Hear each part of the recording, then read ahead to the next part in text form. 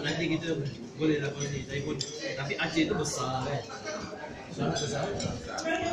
Sebab kami di ibu kota. Di ibu kota Aceh. Bandar Aceh. Jadi pas bandara Sultan di sana muda itu aja besar. Airport. Jadi itu mudah dikunjungi. Di mana? Jadi